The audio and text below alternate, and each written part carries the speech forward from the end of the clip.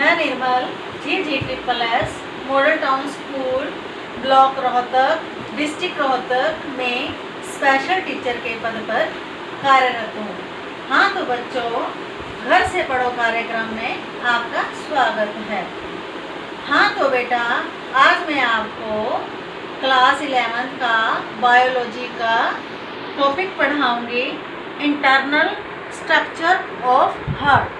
यानी बेटा मैं आपको हार्ट का स्ट्रक्चर, हार्ट की रचना कैसे होती है उसके बारे में बताऊंगी। ठीक है बेटा, आप यूँ करो, आप सब बच्चे अपनी नोटबुक्स निकालो और पेंसिल निकालो और पेंसिल से आप लोगों ने डायग्राम बनाना है। ठीक है बेटा? Yes ma'am. तो करें शुरू? Yes ma'am. ठीक है बेटा।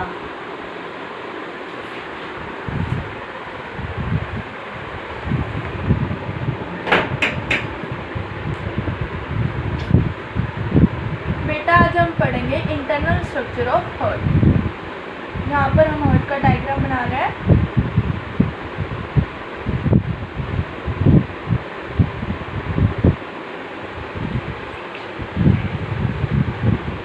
ये है हमारा हार्ट का डायग्राम।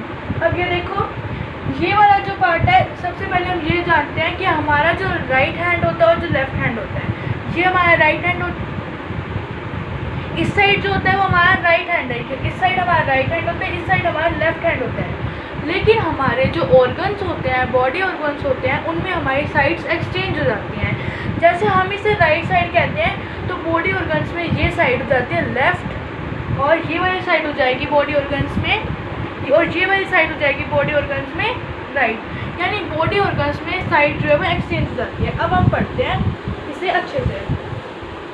ठीक है, हमने साइड पढ़ ली, लेफ्ट साइड और राइट साइड के बारे में पढ़ लिया। ये देखो, अब हम पढ़ते हैं मेन ये वाला जो यहाँ पर पार्ट होता है ना, ये वाला पार्ट, ये वाला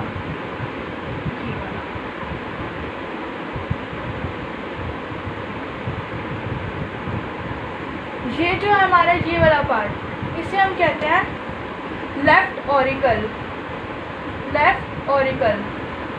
इस वाले पार्ट को हम कहते हैं लेफ्ट वेंट्रिकल। Left ventricle. इस पार्ट को हम कहते हैं राइट ऑरिकल। हमने पढ़ा था, ये वाली साइड लेफ्ट होगी, ये वाली साइड राइट होगी। इसे हम कहेंगे राइट ऑरिकल। इस ऊपर वाले को, इसलिए जो नीचे वाला पोर्शन है, इसे हम कहेंगे राइट वेंट्रिकल। अब देखो, जैसे ये है, ये पार्ट जो है हमारा, ये वाला जो हमने बना रखा है, ये नीचे वाला, ये इसे हम क्या कहते हैं, इंटरवेंट्रिकुलर सेप्टम। क्योंकि ये राइट वेंट्रिकल को, ये राइट वेंट्रिकल है ना? Yes ma'am. और ये कौन सा वेंट्रिकल है? Left ventricle. तो ये जो पार्ट है, ये वाला जो पार्ट मैंने बनाया हुआ है, ये क्या करता है, इस राइट वेंट्रिकल को और इस लेफ्ट वेंट्रिकल को सेपरेट करता है। यानी ये क्या है, इंटर वेंट्रिकुलर सेप्टम। इसका मतलब क्या है, जो टू वेंट्रिकल्स को सेपरेट करता है, दैट इज इंटरवेंट्रिकुलर सेप्टम। और ये left right auricle and this is left auricle. और ये क्या है, लेफ्ट ऑरिकल, ये क्या है, राइट ऑरिकल। ये क्या कर रहा है, यहाँ से लेके यहाँ तक का जो मैं बना रही हूँ, ये क्या है, ये दो ऑरिकल्स को सेपरेट कर रहा है, एक राइट वाले को और एक लेफ्ट वाले को। तो ये क्या है, इंटर ऑरिकुलर सेप्टम। समझ आ गए बच्चों जो मैंने बताया, इंटरवेंट्रिकुलर सेप्टम और इंटरऑरिकुलर सेप्टम क्या होता है? Yes ma'am. अब देखो, एक यहाँ पर होती है इंफीरियर वेना केवा। ये इंफीरियर वेना केवा और ये है सुपीरियर वेना केवा। ठीक है, inferior vena cava, superior vena केवा। भाई ये इंफीरियर वेना केवा और सुपीरियर वेना केवा करती क्या है? ये क्या करती हैं, ये ना डीऑक्सीजनेटेड ब्लड, ये डीऑक्सीजनेटेड ब्लड, ये डीऑक्सीजनेटेड ब्लड डिफरेंट ऑर्गन से, अलग अलग ऑर्गन से हार्ट में लेके जाती है। कौन? ये inferior vena cava, inferior vena cava और superior vena cava. Superior vena cava क्या करती हैं ये, अलग अलग ऑर्गन से डीऑक्सीजनेटेड ब्लड को ये हार्ट में लेके जाती है। इंफीरियर वेना केवा और सुपीरियर वेना केवा डीऑक्सीजनेटेड ब्लड को अलग अलग ऑर्गन से, बॉडी के ऑर्गन से कहाँ पर लेके जाती हैं, हार्ट में लेके जाती हैं। इतना क्लियर हो गया। अब ये देखो, ये ट्यूब है, पीछे से हम इसे आगे की तरफ ही दिखा रहे हैं। ये ट्यूब है हमारी सुपीरियर वेना केवा और इंफीरियर वेना केवा, ये भी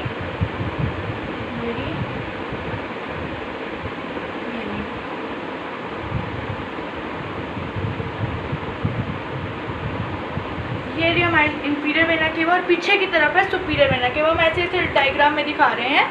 अब ये देखो, ये हमारी ये क्या है, पूरी ट्यूब ही चल रही है, लेकिन इंफीरियर वेना केवा से ब्लड कहाँ जा रहा है, ऊपर की डायरेक्शन में। ब्लड कहाँ जा रहा है, ऊपर की डायरेक्शन में। यस मैम, है ना। अब कोई भी चीज़ में ऊपर की डायरेक्शन में अगर जाएगी तो उसका सिंपल सी बात है कि उसका फ्लो, उसकी स्पीड धीरे होगी, धीरे धीरे ऊपर की तरफ जाएगी। अगर मैं इस पेन को भी ऐसे ऊपर फेंक रही हूँ, धीरे धीरे जाएगा, धीरे धीरे जाके नीचे, ये ज़्यादातर कोशिश क्या करेगा कि ये नीचे गिरे ये।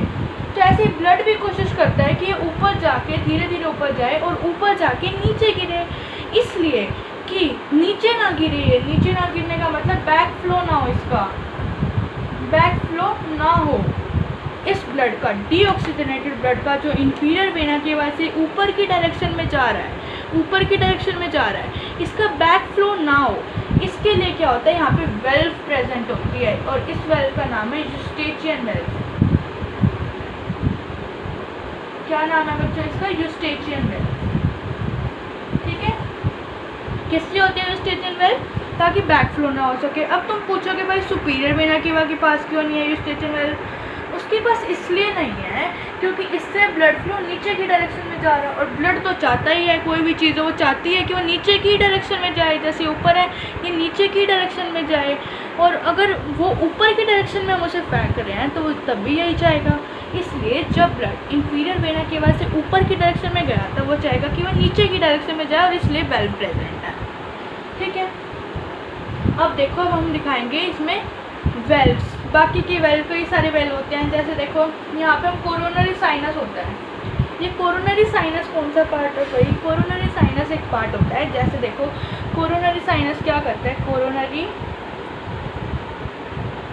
साइनस क्या करता है, जैसे हमारा डीऑक्सीजनेटेड ब्लड है, हार्ट में जितना भी डीऑक्सीजनेटेड ब्लड है कोरोनरी साइनस के अंदर वो इकट्ठा होता है। हार्ट के अंदर जितना भी डीऑक्सीजनेटेड ब्लड है वो कोरोनरी साइनस में इकट्ठा हो जाता है। इस पार्ट को हम क्या कहते हैं, कोरोनरी साइनस। अब कोरोनरी साइनस ये ब्लड देगा राइट ऑरिकल में। ये ब्लड वो कहाँ देगा, राइट ऑरिकल में। जैसे ये देखो, ये ब्लड वो कहाँ दे रहा है, इस राइट ऑरिकल में। अब राइट ऑरिकल से भी इसका बैक फ्लो हो सकता है, इसलिए यहाँ पे कौन सी वेल्व प्रेजेंट है, Thebesian valve. Name of the valve is Thebesian valve present है। इतना क्लियर हो गया होगा आई थिंक। Yes ma'am. देखो अब पल्मनरी वीन प्रेजेंट होती है, ये पल्मनरी वीन, थोड़ा सा हम इरेज कर देते हैं, यहाँ तक लिख लिया। Yes ma'am.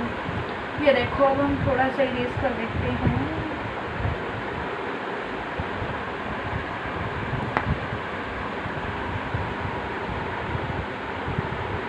ये देखो यहाँ पे होती है पल्मनरी वीन, ये है पल्मनरी वीन, ये भी पल्मनरी वीन। 4 पल्मनरी वीन हैं यहाँ पे, 2 हैं लेफ्ट साइड से और 2 हैं राइट साइड से। ठीक है, अब ये पल्मनरी वीन की ओपनिंग है 1 2 3 एंड 4 ओपनिंग है पल्मनरी वीन की जो हमने दिखाई। अब देखो ये पल्मनरी वीन से जो भी ब्लड आएगा तो सीधा यूँ जाएगा, यानी कोई वेल्व की ज़रूरत ही नहीं है, क्योंकि ये कहाँ जा रहा है, नीचे की तरफ जा रहा है ब्लड। तो ये पेन है, ये नीचे की तरफ जा रहा है, यानी कोई ज़रूरत ही नहीं है, बैक फ्लो ही नहीं होना, इसलिए यहाँ पे कोई वेल्व प्रेजेंट नहीं होता। अब 2 वेल्व और प्रेजेंट होती है, वो हम दिखाते हैं, ट्राइकस्पिड और बाइकस्पिड। ट्राइकस्पिड और बाइकस्पिड, ये देखो ये हमने क्या बनाई थी, पल्मनरी वीन।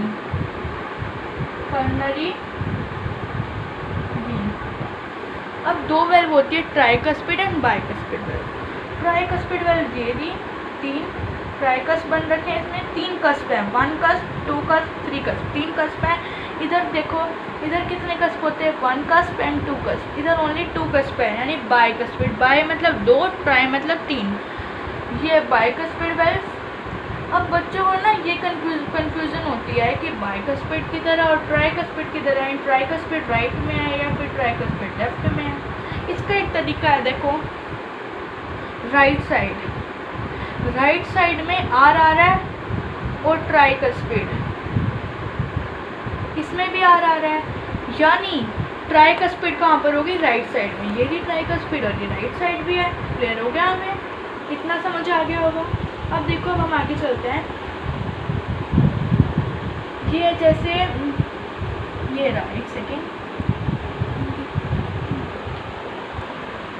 ये देखो यहाँ पर है हमारा, ये रहा, यहाँ पर ये हम बना रहे हैं पल्मोनरी एओर्टा। थोड़ा सा हम एक बार डायग्राम मिटो देते हैं सारा चीज।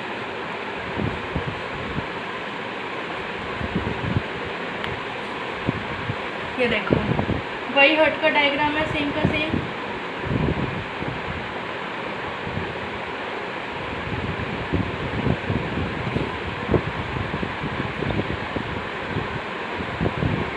ठीक है, अब ये देखो ये हमने वही राइट, ये हमारा राइट ऑरिकल, ये right ventricle, left auricle, left ventricle, tricuspid valve है यहाँ पे 1 2 3, डाइकस्पिड 1 2, बीच में हमने बताया था ये इंटरवेंट्रिकुलर सेप्टम है।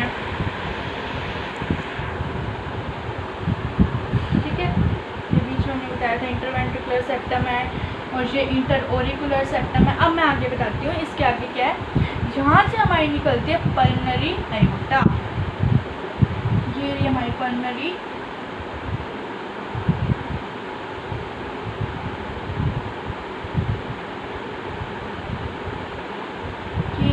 Pulmonary aorta.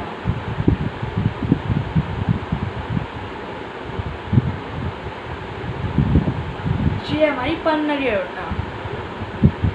पल्मोनरी एओर्टा देखो, अब पल्मोनरी एओर्टा मैंने कैसे दिखाई, मैंने ऐसे दिखाई। ये गई कहाँ से जा रही है, ये हमें ध्यान रखना है, कहाँ से जा रही है, राइट वेंट्रिकल से या फिर लेफ्ट वेंट्रिकल से, राइट वाली वेंट्रिकल से, राइट वाली साइड से जा रही है। ये मैंने दिखाई ऐसे।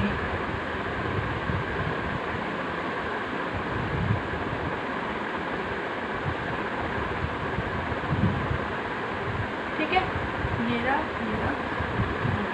अब ये देखो यहाँ पे वेल्व प्रेजेंट है, आपको दिख रही होगी ये वाली वेल्व जो प्रेजेंट है इसे हम कहते हैं सेमील्यूनर वेल्व, क्योंकि राइट वेंट्रिकल से ब्लड कहाँ जा रहा है भाई, पल्मोनरी एओर्टा में, और ये ऊपर की तरफ ले जा रहा है।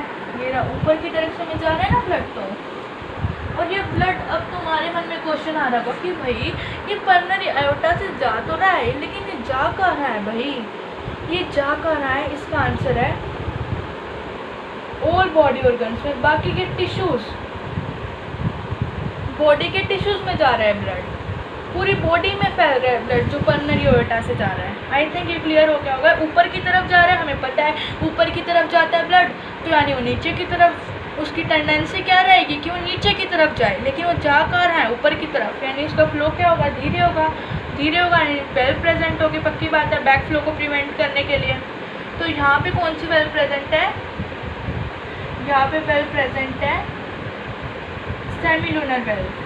इसको भाई, अब इसके पीछे भी लॉजिक है कि हम इसे सेमील्यूनर क्यों कहते हैं, क्योंकि आधे चांद की तरह है। ये देखो, ये आधा चांद बन रहा है, ये आधा चांद बन रहा है ना, इसलिए सेमील्यूनर कह देते हैं। हमें लूनर का मतलब चांद होता है, सेमी का मतलब आधा होता है, ये आधा चांद बन रहा है, इसलिए हम इसे सेमील्यूनर वेल्व भी कह देते हैं। अब इस साइड से जाती है, देखो इस साइड से क्या जा रही थी, पल्मोनरी आर्टरी में, पल्मोनरी आर्टरी, ये क्या है, पल्मोनरी आर्टरी।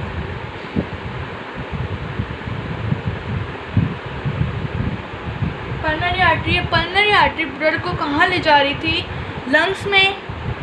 ये ब्लड को कहाँ ले जा रही थी, लंग्स में।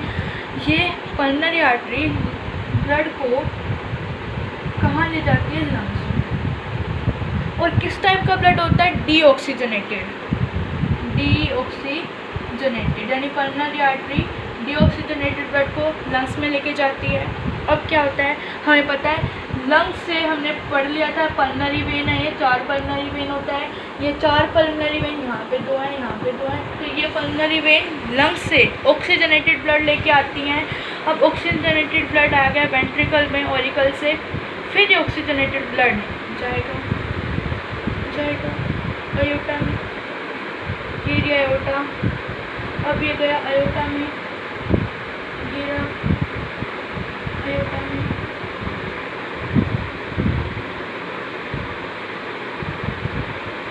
गिरा हमारा ब्लड अयोटा में जा रहा है, ये हमारी अयोटा, ये जो मैंने बना रखी है क्या अयोटा। अब ये ब्लड कहाँ जा रहा है? अयोटा में जा रहा है। और अयोटा क्या करेगी? डिफरेंट बॉडी के ऑर्गन्स में ले जाएगी इस ब्लड को। अब ब्लड कौन सा होगा? अब ब्लड होगा ऑक्सीजनेटेड।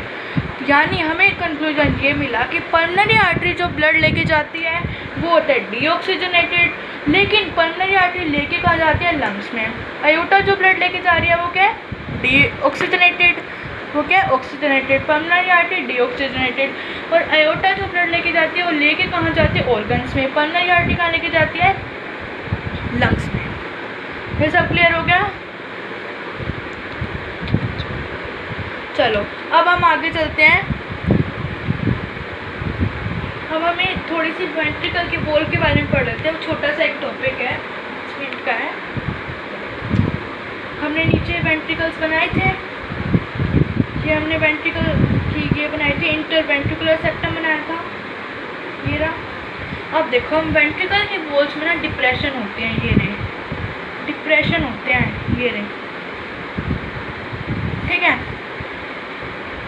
इन डिप्रेशन को हम क्या कहते हैं? ठीक है, इनकी वॉल में क्या होता है? डिप्रेशन। इन डिप्रेशन को हम क्या कहते हैं? कोल्यूमे कॉर्ने। डिप्रेशंस का नाम है कोल्यूमे कॉर्ने। अब क्या होता है इससे ना, ये देखो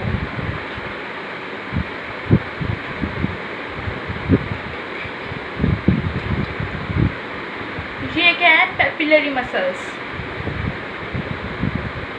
ये क्या है? Papillary muscles. Papillary muscles attach होती हैं। देखो ये डिप्रेशन बना दी। इन डिप्रेशन के बीच में अगर राइट वाला वेंट्रिकल है तो यहाँ पे डीऑक्सीजनेटेड ब्लड फंस जाएगा, लेफ्ट वाला वेंट्रिकल है तो यहाँ पे ऑक्सीजनेटेड ब्लड फंस जाएगा, और राइट है तो डीऑक्सीजनेटेड फंस जाएगा इन डिप्रेशन के बीच में। ये पेपिलरी मसल्स हैं। और यहाँ पर ये रस्सी टाइप सी हम कह सकते हैं, रस्सी टाइप से होती है, इसे हम कहते हैं इसे क्या कहते हैं? कोऑर्डिनेट टेंडने।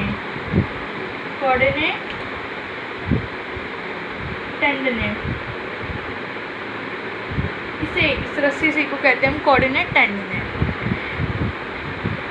ये रस्सी की अगर हम करते हैं कोऑर्डिनेट टेंडने की अगर हम कंट्रैक्शन करें, कंट्रैक्शन का मतलब हम पुल करें, जैसे गेट होता है, गेट को हम अपनी तरफ खींचते हैं। अगर हम कंट्रैक्शन करें तो यहाँ पे हमने पढ़ा था ट्राइकस्पिड वेल्व होती हैं, खुल जाएंगी, ट्राइकस्पिड वेल्व होती हैं, खुल जाएंगी।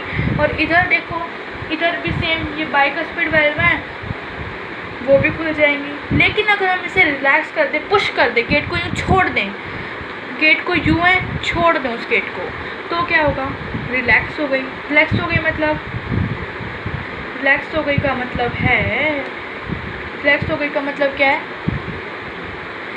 कंट्रैक्शन का मतलब क्या था कि भाई ये जो है खुल गई, और रिलैक्स का मतलब क्या हो गई? वापस बंद हो गई। रिलैक्स हो गई मतलब बंद हो गई।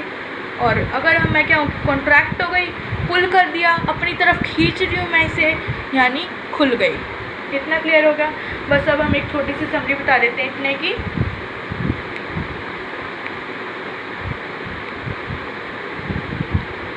हम डिफरेंस देख लेते हैं उसमें।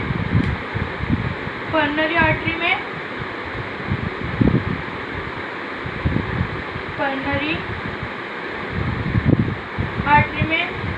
और अयोटा में। पल्मोनरी आर्टरी में और अयोटा में। पल्मोनरी आर्टरी मैंने देखा था डीऑक्सीजनेटेड ब्लड कैरी करती है, डीऑक्सीजनेटेड ब्लड कैरी करती है, कैरी डीऑक्सीजनेटेड ब्लड। ये कैसा ब्लड कैरी करती है, ऑक्सीजनेटेड। अब क्वेश्चन आता है भाई, मैंने आपको सब बता दिया क्वेश्चन क्या आएगा, लेकिन फिर ये डीऑक्सीजनेटेड कर रही है और ये ऑक्सीजनेटेड क्यों कर रही है भाई, ये डीऑक्सीजनेटेड करनी चाहिए नहीं, क्योंकि ये जो आ रहा है ये ब्लड इसमें डीऑक्सीजनेटेड आता है इंफीरियर वेना केवा से और सुपीरियर वेना केवा से। लेकिन इसमें ब्लड कहाँ से आ रहा है भाई, इसमें ब्लड आ रहा है लंग्स से, और लंग्स से ब्लड आएगा मतलब लंग्स से ऑक्सीजनेट होके आया ब्लड। और ये ब्लड को कहाँ पे लेके जाती है, पल्मोनरी आर्टरी, ये लेके जाती है लंग्स में। किस लिए लेके जाती है लंग्स में, ताकि ब्लड डीऑक्सीजनेटेड से बन जाए ऑक्सीजनेटेड। लंग्स में किस लिए लेके जा रही है, ताकि ब्लड डीऑक्सीजनेटेड से कैसा हो जाए, ऑक्सीजनेटेड। और इसमें देखो, इसमें कहाँ पे ले जा रही है, अयोटा लेके जाती है ऑक्सीजन। अब तो ऑक्सीजनेटेड हो गया ब्लड, तो अयोटा ऑक्सीजनेटेड ब्लड को कहाँ पर लेके जाएगी, ऑर्गन्स में, अलग अलग ऑर्गन्स में। मैंने आपको सब कुछ बता दिया, बस यही समरी थी इसकी। चलो बच्चों बाय बाय, बाकी जो आपको प्रॉब्लम हो वो आप ग्रुप पे लिख के दे सकते हो। Okay ma'am.